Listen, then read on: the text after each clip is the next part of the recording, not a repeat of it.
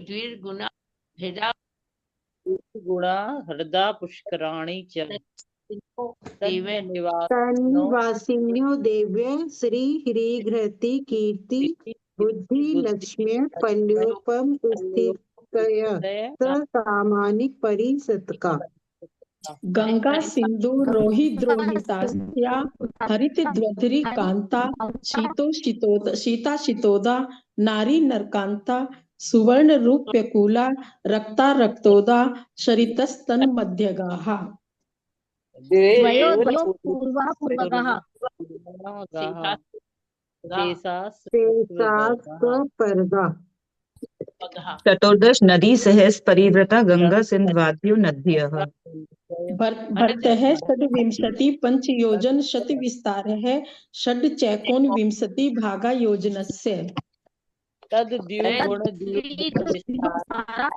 वर्षा विदेहांता उत्तरा दक्षिण तुल्या भरत ऐरावत्यो वृद्धिरासु षट् सम्याभ्याम मुत उपसर्पणि अपसर्पणेभ्याम ताभ्यां परा भूमयो अवस्थिता एक द्वि त्रि पल्योपम स्थितयो हेमवतक हारी वर्षक देव पूर्वका।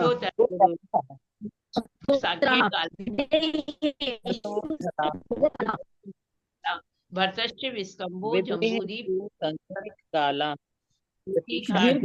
खंडे उत्तरार्धे च प्राग मनुष्य आर्यमनुष्याश्च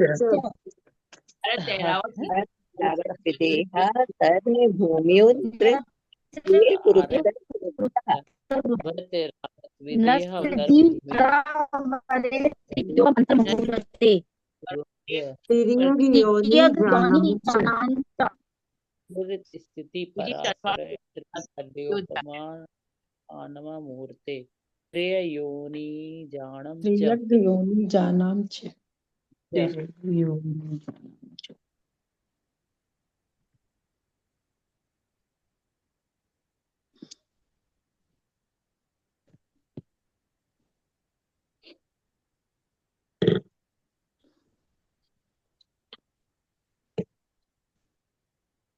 मंजू जी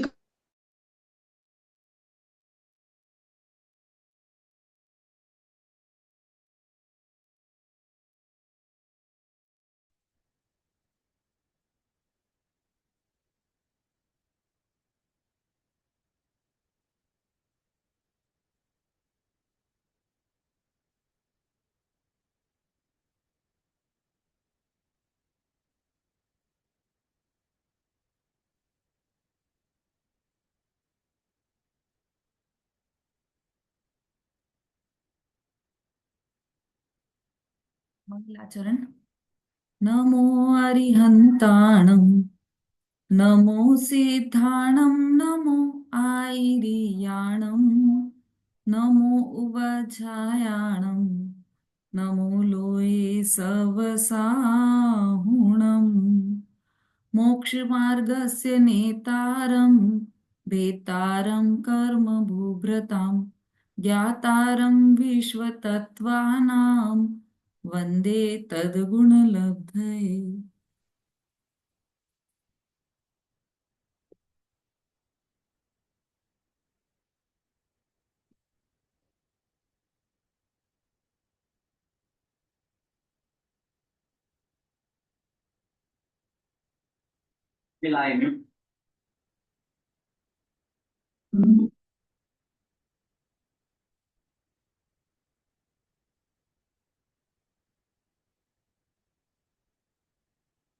तत्वार्थ सूत्र जी ग्रंथ है, तीसरा अध्याय हमारा चल रहा है और कल हमने नक्शा बनाकर मैप बनाकर बहुत अच्छी तरह से ये पूरे मध्य लोक का वर्णन हमने समझा है, तो सबको समझ में आ गया होगा ऐसी आशा है।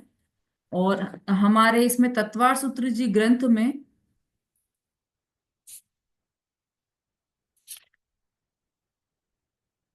35 सूत्र हो चुके हैं। तीसरे अध्याय में 35 सूत्र हमारे कंप्लीट हो चुके हैं। हमने इसको एक एक को अच्छी तरह से समझ लिया है।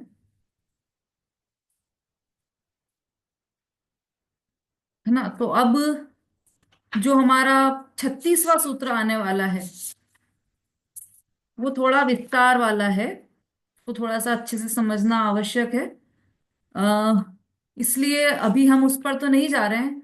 अब हमारे पास दो रास्ते हैं, या तो ये जो हमने अभी 35 सूत्र तक जो पढ़ा है उसको ही हम वापस पढ़ते जाएं, या फिर जो मध्य लोक में कुछ कुछ रचनाएं हमारी बाकी रह गई थी, जैसे नंदीश्वर द्वीप की रचना, कुंडलवर द्वीप की रचना, तो हम उसके बारे में थोड़ा थोड़ा जान लें। तो क्या चाहते हैं आप लोग, क्या करना चाहिए?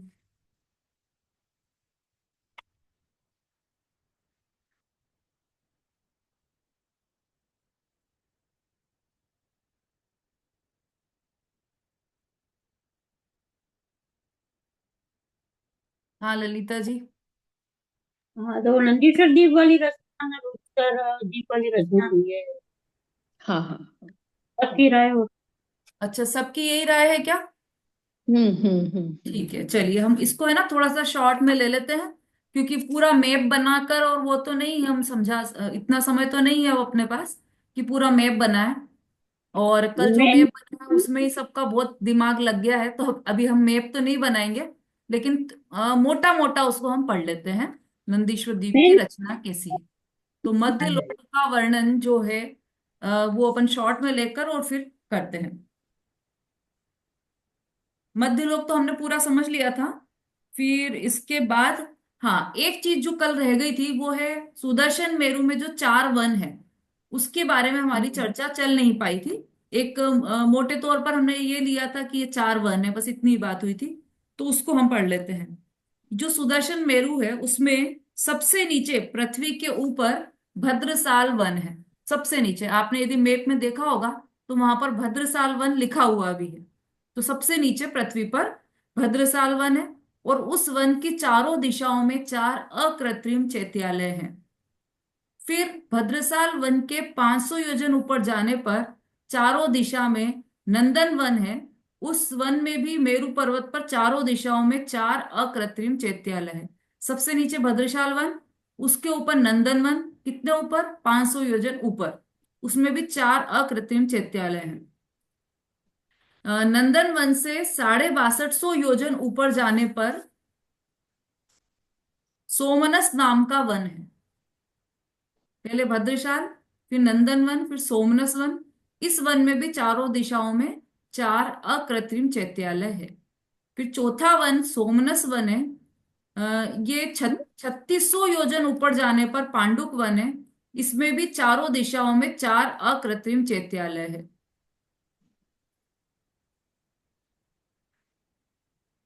अच्छा, चौथा वन तो पांडुक वन है, इसमें भी चारों दिशाओं में अकृत्रिम चैत्यालय है। तो 4 वन हो गए। भू पर भद्रशाल मतलब सबसे नीचे तो भद्रशाल है, उसके बाद नंदन वन, उसके बाद सोमनस वन, और उसके बाद पांडुक वन। इस तरह से 4 वन है इस सुमेरु पर्वत में। अब जो पांडुक वन है उसकी क्या विशेषताएं हैं वो हम देखते हैं। पांडुक वन में 4 दिशा में 4 चैत्यालय हैं, ये तो है ही उसकी विशेषता। दूसरा, और विदिशा में 4 शिलाएं हैं। 4 दिशाओं में तो 4 जिनालय हो गए, अकृत्रिम चैत्यालय। लेकिन जो विदिशाएं हैं, विदिशाएं मतलब तो सब समझते हैं आप, है ना, नैऋत्य दिशा, आग्नेय दिशा, वायव्य दिशा, ये 4 कोण है ना, तो इनमें 4 शिलाएं हैं।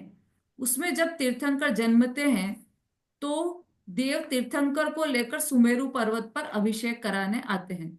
दक्षिण में जो शिला बनी हुई है वहां पर भरत क्षेत्र में जन्मे तीर्थंकर का अभिषेक ईशान, अच्छा, जो भरत क्षेत्र में तीर्थंकर जन्म लेते हैं उनका जब अभिषेक करने के लिए देवता जाते हैं पांडुक वन पर लेकर जाते हैं, हमने सबने पंचकल्याणक में देखा है।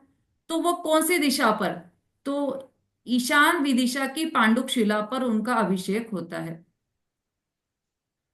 और विदेह पश्चिम में जन्मे तीर्थंकर का अभिषेक आग्नेय विदिशा पांडुक कवला नाम की शिला पर होता है। भरत क्षेत्र वाले का तो पांडुक शिला नाम है उसका, और भी इसका है कवला शिला। जो विदेह में, पश्चिम विदेह में जो जन्मते हैं तीर्थंकर, उनका अभिषेक। और उत्तर एरावत में जन्मे तीर्थंकर का अभिषेक नेरित्र कोण विदिशा रक्तशिला पर होता है। और पूर्व विदेह में जन्मे तीर्थंकर का अभिषेक वायव्य कोण की विदिशा रक्त कमला पर होता है। ठीक है, 4 शिलाएं है ना, तो चारों का बता दिया कौन कौन सा होता है। एक पर भरत क्षेत्र के, एक पर एरावत क्षेत्र के, और 2 पर विदेह क्षेत्र के। मतलब एक पूर्व विदेह और एक पश्चिम विदेह के तीर्थंकरों का अभिषेक होता है। ये हो गया था हमारा।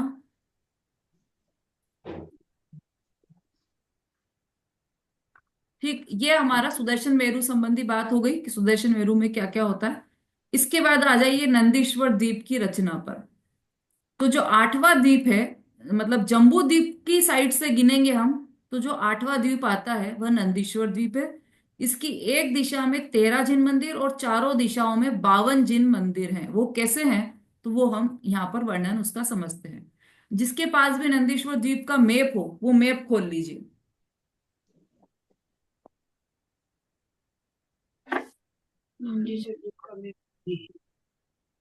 किसी किसी किताब में दिया है नंदीश्वर द्वीप का मैप।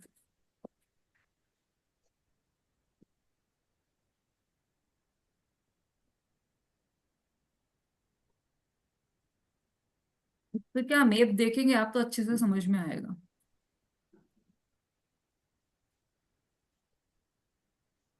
चलिए, सबसे पहले नंदीश्वर द्वीप का पूर्व दिशा का वर्णन। जो नंदीश्वर द्वीप है उसमें पूर्व दिशा में क्या क्या है, तो इस दिशा में बीच में अंजनगिरी पर्वत है जिसका रंग काला है। इसकी नींव 1000 योजन है, 84,000 योजन ऊंचा है, विस्तार समुद्रत है। इसके चारों ओर 4 बावड़ी है। किसके? अंजनगिरी के चारों ओर 4 बावड़ी है। ये चारों दिशा की बावड़ी 1-1 लाख योजन की है। इसमें स्वच्छ जल भरा है। यह जल जलचर जीवों से रहित है। पूर्व दिशा की बावड़ी के नाम इस प्रकार हैं: नंदा, नंदावती, नंदोत्तरा, नंदघोषा। इन बावड़ियों के चारों तरफ 4 वन हैं: अशोक वन, सप्तछद वन, चंपक वन और आम्र वन। ये 1 लाख योजन लंबा, 50,000 योजन चौड़ा है। वन के नाम वाले ही चैत्य वृक्ष हैं इसी नाम के। वापिका के मध्य में एक दधिमुख पर्वत है। इसका वर्ण सफेद दही के समान है। प्रत्येक पर्वत की ऊंचाई 10,000 योजन है। 1,000 योजन की नींव है। वज्रमय गोल है। इनके तटों पर तट वेदियां तथा विविध प्रकार के वन हैं। वापी के दोनों कोनों पर 2 रतिकर पर्वत हैं। यह स्वर्णमय एवं लाल रंग के हैं। इनका आकार दधिमुख जैसा है। यह 1,000 विस्तार, 1,000 योजन की ऊंचाई, 250 योजन की नींव वाले हैं। दक्षिण दिशा की वापी के नाम, ये पूर्व दिशा के थे, अब ये दक्षिण दिशा: अर्जा, विरजा, अशोका, वीत शोका। पश्चिम दिशा में विजया, वैजयंती, जयंती, अपराजिता। और उत्तर दिशा में रम्या, रमणीया, सुप्रभा और सर्वतोभद्रा। एक वापी के चारों दिशा में 4 वन है और चारों वापी के चारों दिशा में 16 वन। एक एक वापी के 4 दिशा में 4 है तो 4 में कितने हो गए? 16 हो गए। तो एवं एक दिशा नंदीश्वर की पूर्व दिशा में है। चारों दिशा में 16, मतलब एक दिशा में 16 है तो 4 दिशा में कितने हुए? 16 इंटू 4 करेंगे हम तो 64 आएगा, 64। एक एक वन में एक एक प्रसाद भवन है। उनकी ऊंचाई 62,000 योजन, चौड़ाई 31 योजन है। ये सब वेदियां या गोपुर सहित है। इनमें व्यंतर देव परिवार सहित रहते हैं। यहाँ कार्तिक, फागुन, आषाढ़ की 28 में 4 प्रकार के देव आकर पूजा करते हैं नंदीश्वर द्वीप में। अब ये देव, 4 प्रकार के देव कौन कौन से? कार्तिक, फागुन और आषाढ़ी, 3 जो 28 पड़ती है, अष्टानी का पर्व पड़ता है, उसमें ये 4 प्रकार के देव आकर पूजा करते हैं। वो किस प्रकार करते हैं वो अभी और बता रहे हैं। पहली प्रहर शुरू में पूर्व में कल्पवासी, दक्षिण में भवनवासी, पश्चिम में व्यंतर, उत्तर में ज्योतिष देव स्थित होकर पूजा करते हैं। एक प्रकार के देव एक दिशा में 2 प्रहर अर्थात 6 घंटे पूजा करते हैं, फिर पलटते जाते हैं और चारों दिशा की 8 प्रहर में पूजा करते हैं। फिर वही क्रम नवमी को पूर्व में कल्पवासी देव पूजा करना शुरू करते हैं और चारों दिशा में पलटते हुए चारों प्रकार के देव पूजा करते हैं। इस तरह से ये नंदीश्वर द्वीप में जो देव हैं चार प्रकार के, भवनवासी, व्यंतर, ज्योतिष और कल्पवासी, ये चारों ही देव इस प्रकार से वहां पर पूजा करते हैं। ये हो गया नंदीश्वर द्वीप। इसके बाद 11वां कुंडलवर द्वीप आया था। तो उसमें एक दिशा में चार कूट है और बीच में एक सिद्धकूट है, जिसमें सिद्धकूट चैत्यालय है, वह अकृत्रिम जिन मंदिर है। कूटों में व्यंतर देव निवास करते हैं। मतलब एक दिशा में चार कूट है, तो चार दिशा में कितने हो गए, चार चौक 16 हो गए ना। 16 कूट में से केवल एक कूट में जिनालय है, अकृत्रिम जिनालय है, सिद्धकूट चैत्यालय में अकृत्रिम जिनालय है। और बाकी की जो कूटे हैं उसमें व्यंतर देव निवास करते हैं या देवियां निवास करती है।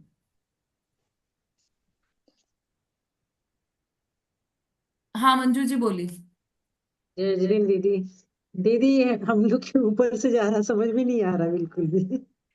हाँ, और वो तो वापस फिर वो पूरी मेहनत करें, अपन मैप बनाया फिर उसमें एक एक को समझे।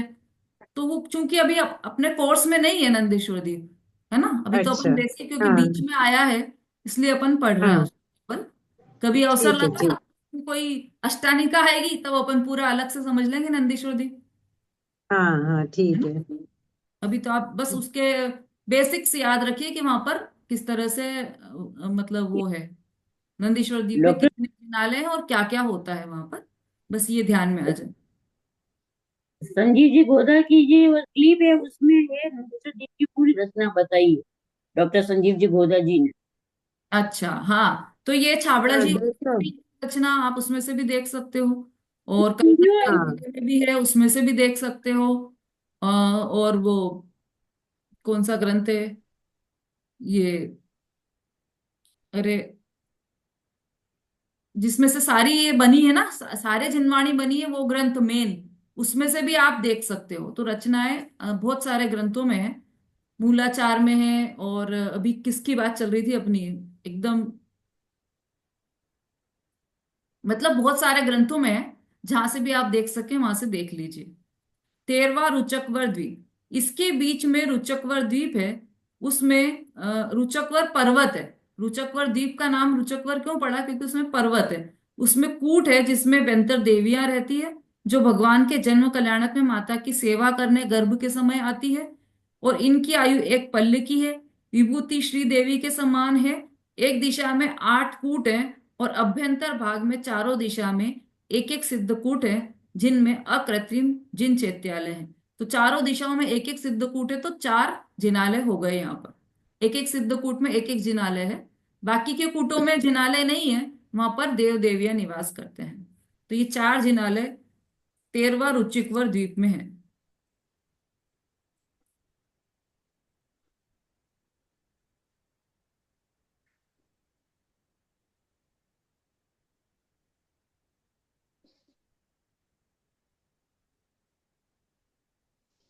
जो जम्बू शालमली वृक्ष है जो बीच में आता है, वो कैसा है, चैत्य वृक्ष। वो अनादि निधन है, उसका कभी उत्पत्ति विनाश नहीं होता, किंतु उनके आश्रित रहने वाले पृथ्वी कायक जीवों का अपनी अपनी आयु के अनुसार जन्म मरण होता रहता है। इसलिए यह चैत्य वृक्ष जीवों की उत्पत्ति विनाश के कारण कहे हैं। ये चैत्य वृक्ष पृथ्वी कायक होते हैं।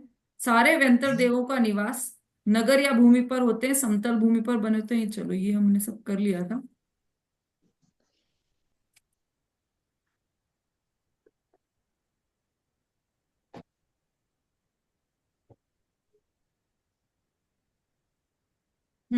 जो हमने 16 द्वीप समुद्रों के नाम लिखे थे ना, तो 16-16 सबके लिखे थे आपने, 16 द्वीप के भी और 16 समुद्र के भी, हाँ केवल लिखी है द्वीप के ही दीदी। लिखे हैं। समुद्र नहीं के भी समुद्र लिखे। लिखी है दीदी। समुद्र के भी लिखे हैं ना दोनों। समुद्र। अब जो हम्म। आखिरी में 16 हैं, उनके यदि नाम आप लिखना चाहो तो वो लिख सकते हो।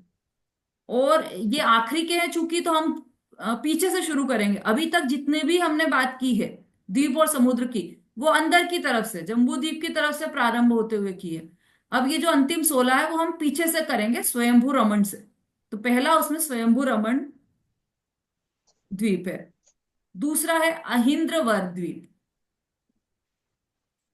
तीसरा है देख। देववर द्वीप। दूसरा क्या दीदी? दूसरा अहिंद्रवर।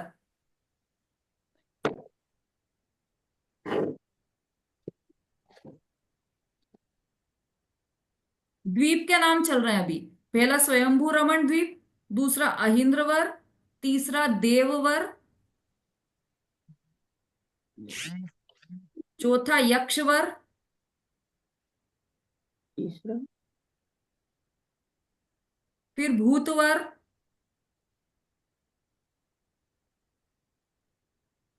फिर नागवर,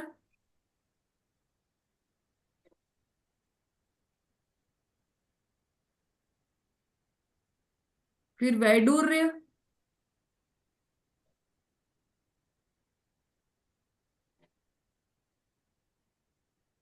वज्रवर,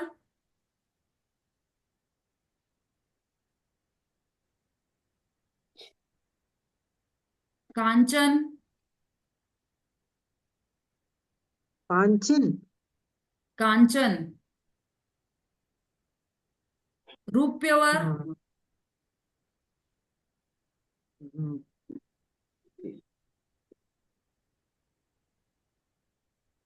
हिंगुल, क्या? हिंगुल, हिंगुल, अंजनवर,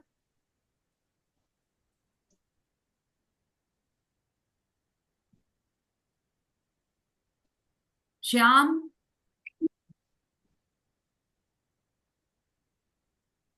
सिंदूर द्वीप,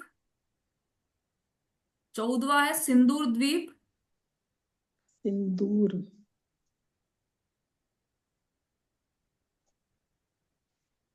15वां हरिताल,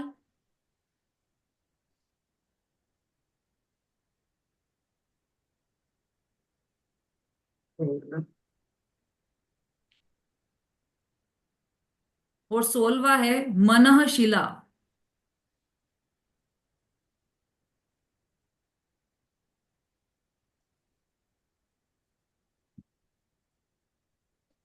हाँ शोभा जी। दीदी जय जिने मेरा ही छूट गया है, मेरे 15 ही लिखे हुए हैं। हाँ तो कौन सा छूटा है, कैसे पता चलेगा? पता ही नहीं चल रहा। हम्म, स्वयंभू रमण, इंद्रवर, देववर, यक्षवर, भूतवर, नागवर, ड्यूर, वज्रवर, कांचन, अंजनवर, हिंगुल, श्याम, सिंधुदीप, हरिताल, मनशिला। कांचन, रूप्यवर छुट गया। कांचन के बाद रूप्यवर, रूप्यवर, और उसके बाद हिंगुल, और फिर उसके बाद अंजनवर। हिंगुल। रूप्यवर। एक बार वापस रिपीट। अंजन, चलो आप ही बोल दो जो आपने लिखे हैं। स्वयंभू, अहिंद्रवदीप, देवर, अक्षर, क्षरवर, नागवर, वैडूर्यवर, व्रजवर, कांचन, रुक्धवर, हिंगुलवर, अंजनवर, हाँ, अंजनवर, रूप्यवर, श्यामवर, सिंधुवर और हरिताल, मनहर शिला। मन मन मनहर नहीं, मनः मनशिला। मनः के बाद दो बिंदी है, मनः, मनःशिला। मनःशिला, ऐसा। ये 16 द्वीप है और ऐसे के ऐसे 16 समुद्र भी है, तो ये इन्हीं नाम के 16 समुद्र हैं।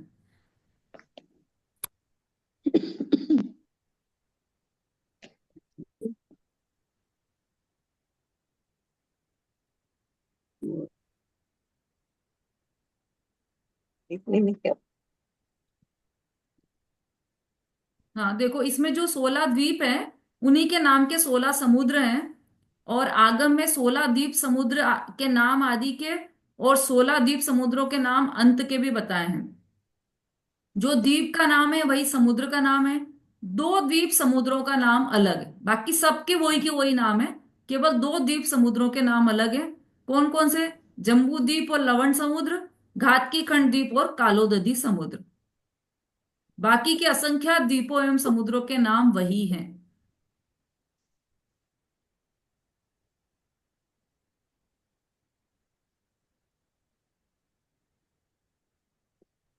अब ये जो समुद्र हैं, अ, इनमें जलचर जीव किन किन समुद्रों में पाए जाते हैं? तो जलचर जीव लवण समुद्र में, कालोदधी समुद्र में और स्वयंभू रमण समुद्र, इन 3 समुद्रों में जलचर जीव पाए जाते हैं। बाकी के असंख्यात समुद्र हैं, उनमें जलचर जीव नहीं पाए जाते। इसलिए भगवान के अभिषेक करते समय क्षीरोदधी समुद्र का जल छान कर नहीं लाया जाता, क्योंकि वह जलचर जीवों से रहित है।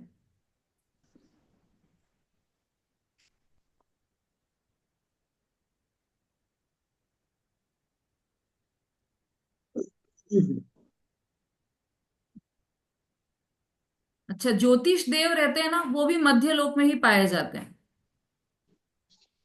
सुमेरु पर्वत के नीचे या पृथ्वी तल के ऊपर भद्रशाल वन है, वहां पर अधिकतर ये पाए जाते हैं।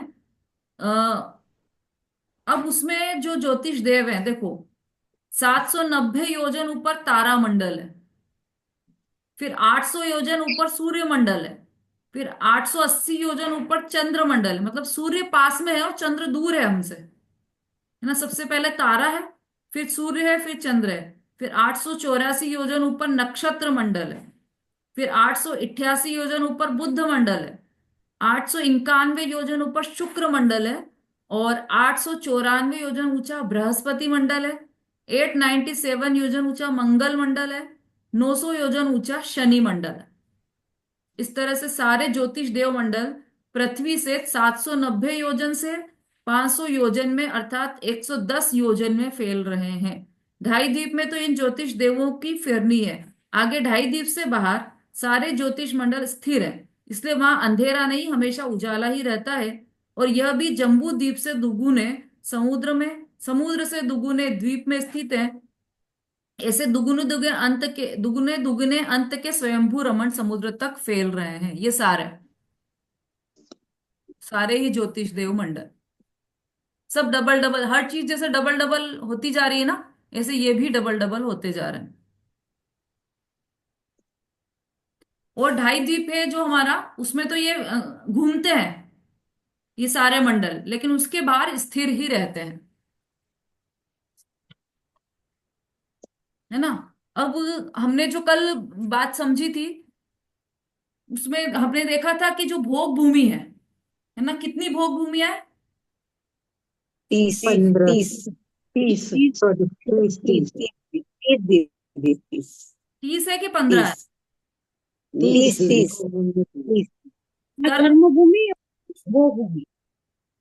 हाँ 30 भोग भूमिया है, 15 कर्म भूमिया है। हाँ, ठीक है। तो जो भोग भूमिया हैं, उन सब में जो कल्प वृक्ष रहते हैं, तो कल्प वृक्षों के कारण वहां पर वैसे ही इतना उजाला रहता है कि वहां पर सूर्य चंद्र की आवश्यकता नहीं होती है। एक बात। दूसरी बात, जब हमारे यहाँ भरत क्षेत्र में भी जब पहला दूसरा तीसरा काल होता है, तो वहां पर जो कल्प वृक्ष रहते हैं उनका इतना उजाला रहता है कि दिन और रात का भेद ही मालूम नहीं पड़ता, एक जैसा उजाला बना रहता है। और फिर धीरे धीरे धीरे जब चौथा काल जाने वाला रहता है, तब वहां पर कल्प वृक्ष नष्ट होने लग जाते हैं। तो फिर वो जो सूर्य चंद्र है वो दिखने लग जाते हैं एकदम, तो सब लोग एकदम घबरा जाते हैं कि अरे ये क्या चीज है, ऐसा कि ये तो पहले कभी दिखी नहीं। और दिखी क्या, वो तो थी तो वहीं पर ही, लेकिन उसका उजाला, सूर्य चंद्र का उजाला भी फीका पड़ रहा था, ऐसे वहां पर कल्प वृक्षों के कारण। तो ऐसी स्थिति वहां रहती है। भोग भूमि में एक बात और विशेष रहती है कि जितने भी अ, पुरुष और स्त्री रहते हैं, वो पुरुष तो आर्य कहलाते हैं और स्त्री आर्या कहलाती है, और वहां पर युगलिया उत्पन्न होते हैं। अब युगलिया कैसे, कि जैसे यहाँ पर हम ट्विंस कहते हैं, ट्विंस होते हैं ना जैसे, तो ट्विंस को भाई बहन, हम यहाँ पर भाई बहनवत व्यवहार होता है उनका। लेकिन वहां पर भोग भूमि में जो ट्विंस होते हैं, भोग भूमिया जुगलिया उसको बोलते हैं, और वहां पर पति पत्नीवत व्यवहार रहता है। वो जीवन भर साथ में ही रहते हैं, और साथ में ही उनकी मृत्यु, जन्मते भी साथ में है, साथ में ही उनकी मृत्यु भी होती है। तो जब उनका मतलब उनकी संतान उत्पन्न होती है, उसके बाद उनकी मृत्यु हो जाती है ना। और उसमें भी ऐसा कुछ है कि वो उसकी एक छींक आती है, तब उनकी मृत्यु हो जाती है। छींक आती है, जम्भाई आती है, उबासी आती है, तो उनकी मृत्यु हो जाती है। और फिर बच्चों को कौन देखता है कि 49 डेज में तो वो बच्चे पूरे बड़े हो जाते हैं, है ना? ये अपन ने पढ़ा था ना, किसमें आया था? 49 डेज में वो बच्चे पूरे बड़े हो जाते हैं। देखो किसमें है, कौन से पेज पर है ये? इसमें है।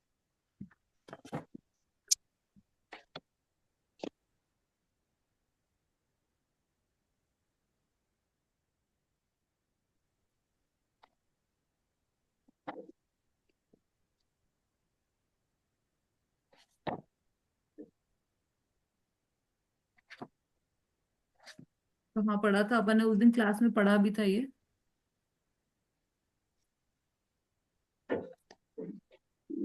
भाव आए-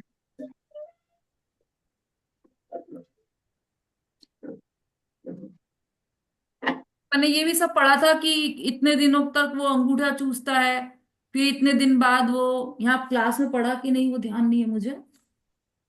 क्लास में नहीं पढ़ा। मुझे तो ऐसे ही ध्यान है। आप लोगों को ध्यान होगा ना, क्लास में अपन ने ये पढ़ा था। क्लास में नहीं पढ़ा गया। अच्छा।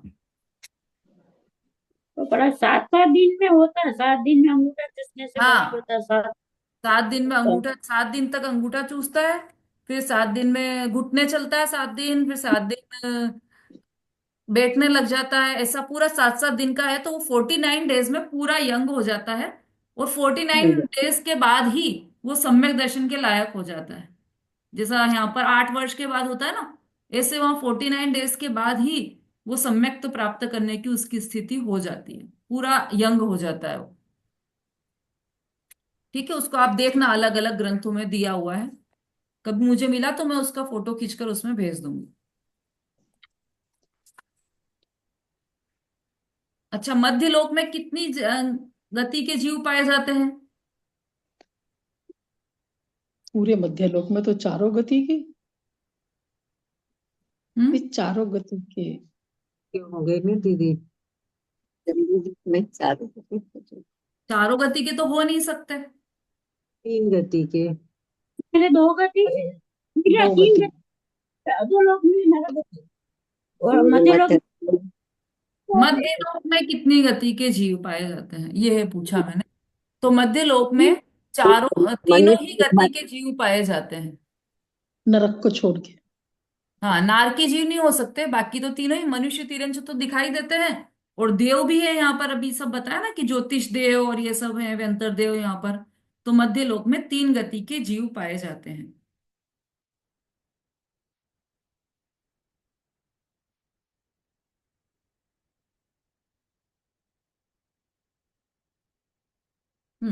अब चारों प्रकार के मनुष्य भी यहाँ पर होते हैं। भोग भूमि वाले मनुष्य, कुभोग भूमि वाले मनुष्य, आर्य और म्लेच्छ मनुष्य। अब ये अपने सूत्र में आगे आने वाला है।